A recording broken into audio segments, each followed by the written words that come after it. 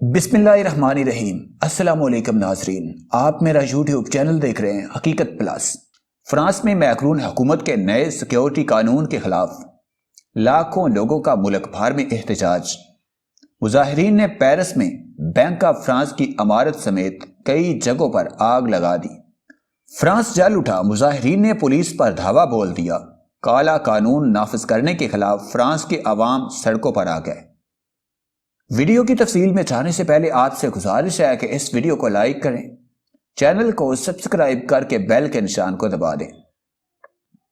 France کی طرف سے لاگو کیے جانے والے گلوبل سیکیورٹی لا کے خلاف ملک گیر احتجاج جاری ہے۔ ایسا قانون جس میں پولیس افسران کی تصاویر شیئر کرنا قابل گرفت جرم قرار دیا گیا ہے، اور یہ قانون وہاں کی عوام کو قابل قبول نہیں ہے۔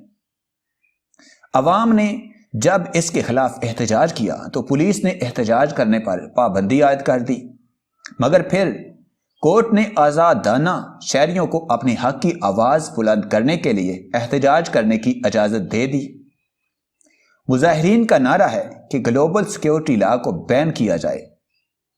اس لا میں موجود آرٹیکل 21، 22، 24 کے خلاف صحافتی تنظیمیں، ہیومن رائٹس NGOs اور دیگر لوگ سراپا احتجاج ہے۔ تاہم نہ تو حکومت اپنا اقدام پیچھے لینا چاہ رہی ہے اور نہ ہی مظاہرین ہتھیار ڈالنے پر تیار نظر آتے ہیں۔ اس ایک ہفتے میں پولیس اور مظاہرین کے درمیان کئی جھڑپیں ہوئی ہیں، جس دوران درجنوں لوگ زخمی اور ہلاک ہوئے ہیں۔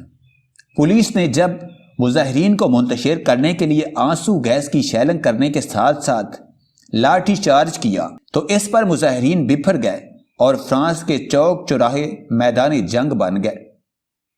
مظاہرین نے پولیس پر پتھراؤ کرنے کے ساتھ ساتھ گاڑیاں جلا دیں اور اسٹورز کے ساتھ ساتھ سرکاری املاک کو بھی نقصان پہنچایا۔